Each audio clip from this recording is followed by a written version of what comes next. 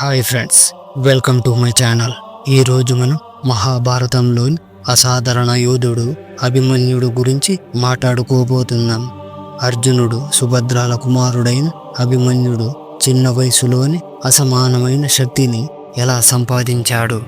చంద్రదేవుడి పుత్రుడు, వర్చస్సు అవతారంగా జన్మించిన అభిమన్యుడి జీవితం ఎంతో విశేషమైనది. అలాగే విరాటరాజు కుమార్తె ఉత్తరాతో అతని వివాహం జరిగింది.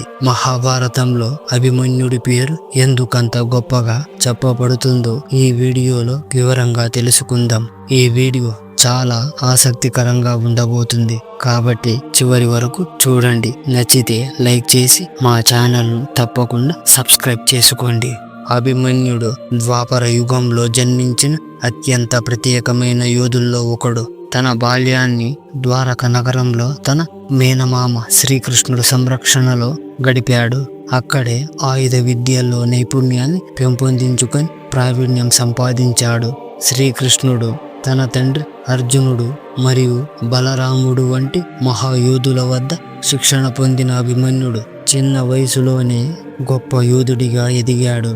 అస్త్ర శస్త్రాల వినియోగంలో అతనికి ఉన్న నైపుణ్యం ప్రత్యేకమైనది. అంతేకాక శాస్త్రాలు, ప్రాథమిక అంశాలను శ్రీకృష్ణుని కుమారుడు ప్రద్యుమ్నుని ద్వారా అభిమన్యుడు గ్రహించాడు. ఈ విధంగా చిన్న వయసులోనే అతడు పరాక్రమంలో ప్రఖ్యాతి పొందిన యోధుడిగా నిలిచాడు.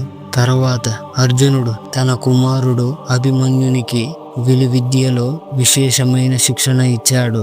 దాంతోపాటు అనేక దివ్యాస్త్రాలను వినియోగించుకోవడంలో అభిమన్యుడు అద్భుతమైన నైపుణ్యాన్ని సంపాదించాడు. యుద్ధ విద్యలకు బలమైన పునాదిని అర్జునుడే వేశాడు. చిన్న వయసులోనే అభిమన్యుడు ఓడించలేని ధైర్యం, వ్యూహ రచనలో విశేషమైన నేర్పు కలిగిన యోధుడిగా ఎదిగాడు. వేల మంది శత్రువులను ఒంటరిగా ఎదుర్కోగల శక్తి అతని సొంతం. బలరాముడు అతనికి శివుని ఆయుధమైన రుద్ర అనే శక్తివంతమైన దివ్యాస్త్రాన్ని అందించాడు. ఇదేగాక అత్యంత క్లిష్టమైన చక్ర వ్యూహాన్ని ఛేదించగల సామర్థ్యాన్ని అభిమన్యుడు కలిగి ఉండటం మరో విశేషం. ఈ వ్యూహాన్ని ఛేదించగల కవన్ శ్రీకృష్ణుడు, అర్జునుడు, ప్రద్యుమ్నుడు మరియు అభిమన్యుడే తెలుసుకొని ఉండటం విశేషంగా చెప్పుకోవచ్చు. కొంతమంది అభిమన్యుడు ఈ విద్యను తల్లి గర్భంలో ఉన్నప్పుడే తెలుసుకున్నాడని చెప్పిన ఆయనే స్వయంగా ఆ మాటను ఖండించాడు. అభిమన్యుడు తన తండ్రి అర్జునుడి వద్ద నుండి చక్ర వ్యూహంలో ప్రవేశించే విధానాన్ని నేర్చుకున్నాడు. కానీ ఆ వ్యూహం నుంచి బయటపడే మార్గాన్ని పూర్తిగా గ్రహించే అవకాశం అతనికి దక్కలేదు. ఎందుకంటే అర్జునుడికి పూర్తి శిక్షణ ఇవ్వడానికి సమయం చాలలేదు. అయినప్పటికీ అభిమన్యుడు తన అసాధారణ ధైర్యంతో మరియు పరాక్రమంతో చక్ర వ్యూహంలోకి ప్రవేశించి ఒంటరిగా దానిని చాలా వరకు సాధించగలిగాడు. కురుక్షేత్ర యుద్ధంలో అభిమన్యుడు కౌరవుల సేనాధిపతిగా ఉన్న ద్రోణాచార్యుడిని దాదాపు ఓడించాడు. చక్ర వ్యూహంలోకి ప్రవేశించిన తర్వాత అతడు ద్రోణాచార్యుడు, అశ్వత్థామ, శల్యుడు, దుర్యోధనుడు, దుశ్శాసనుడు, కృతవర్మ మరియు శకుని వంటి మహాయోధులను ధైర్యంగా ఎదుర్కొన్నాడు. తన అసాధారణ ధైర్యానికి ఆశ్చర్యపోయిన కర్ణుడు 6 యోధులతో కలిసి అతనిని ఎదుర్కొన్న అనేకసార్లు వెనుకడుగు వేయాల్సి వచ్చింది. ఒంటరిగా పోరాడుతున్న అభిమన్యుడు అనేక మంది కౌరవ సైనికులను సంహరించాడు. ఎందరో మహాయోధులను తన పరాక్రమంతో మట్టి కరిపించాడు. అతని పోరాటం యుద్ధరంగాన్ని వణికించింది. ఆ ధైర్యం, యుద్ధ నైపుణ్యం అభిమన్యుడిని చరిత్రలో చిరస్మరణీయమైన యోధుడిగా నిలిపాయి. యుద్ధ రంగంలో ఇలా తిరుగుతున్న ఈ సుభద్ర కొడుకును చూస్తుంటే నాకు చాలా సంతోషంగా ఉంది.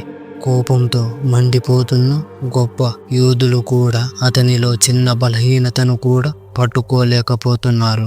అభిమన్యుడు తన చేతులతో ఎంతో వేగంగా బాణాలు వేస్తున్నాడో చూడు. అన్ని వైపులా నింపేస్తున్నాడు. ఈ యుద్ధ భూమిలో అర్జునుడికి ఈ అభిమన్యుడికి మధ్య నాకు ఏమాత్రం తేడా కనిపించడం లేదు అని ద్రోణాచార్యులు మెచ్చుకున్నారు.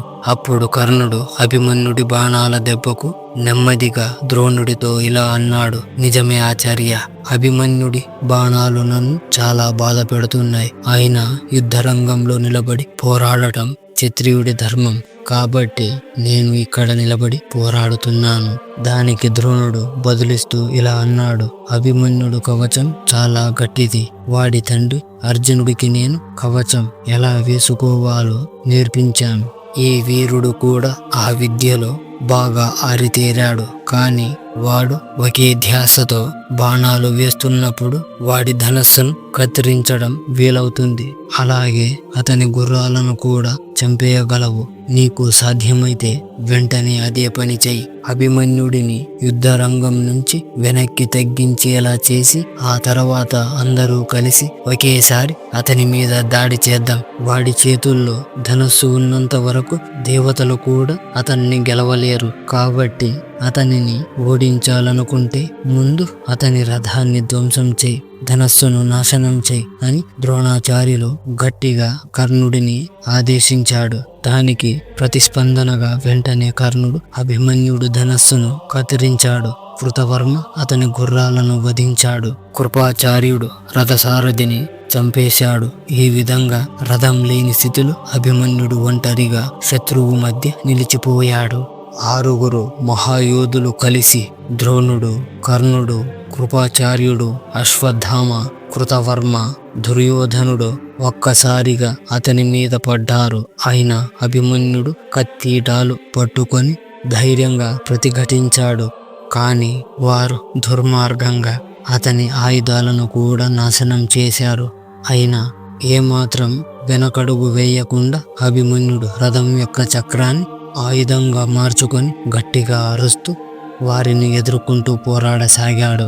తల నుండి కాలి వరకు బాణాలతో నిండిపోయిన అభిమన్యుడు ఒక్కొక్కరితో చాలా ధైర్యంగా పోరాడుతూనే ఉన్నాడు. చివరికి దుశ్శాసనుడు అతని గుండె మీద బలంగా కొట్టాడు. ఆ దెబ్బతో అభిమన్యుడు ధైర్యంగా పోరాడుతూనే యుద్ధరంగంలో నేల కొరిగాడు. నిస్సందేహంగా ఇలా 6 గొప్ప యోధులు కలిసి ఆ ఒంటరి బాలయోధుడైన అభిమన్యుడిని చుట్టుముట్టి చాలా దారుణంగా చంపేశారు. కానీ అభిమన్యుడు క్షత్రియ ధర్మానికి తగ్గట్టుగా ప్రవర్తించాడు. ధర్మం వైపు నిలబడి పోరాడిన పాండవుల సైన్యం యొక్క గౌరవాన్ని మరింత పెంచాడు. తన తల్లిదండ్రుల ఆశలు, తన వంశం యొక్క గొప్పతనం, తన గురువుల ఇచ్చిన శిక్షణ, వీటన్నిటిని తన చివరి క్షణం వరకు నిలబెట్టుకున్నాడు. పాండవులు గెలవడం స్వయంగా చూడలేకపోయినా అతని పోరాటం ఆ విజయం సాధించడానికి ఒక బలమైన పునాది వేసింది. కురుక్షేత్ర యుద్ధం యొక్క 13వ రోజున అభిమన్యుడు తన అద్భుతమైన ధైర్యంతో చరిత్రలో ఎప్పటికీ నిలిచిపోయాడు. అంతటి ధైర్యం, సాహసం, తన లక్ష్యానికి కట్టుబడి ఉండటం బహుశా ఇంకెవ్వరు చూపించి ఉండకపోవచ్చు. ఈ వీడియో మీకు ఎంతో నచ్చిందని ఆశిస్తున్నాను. నచ్చితే లైక్ చేసి మా ఛానల్ను సబ్స్క్రైబ్ చేసుకోండి. అందరూ చెప్పండి, జై శ్రీకృష్ణ.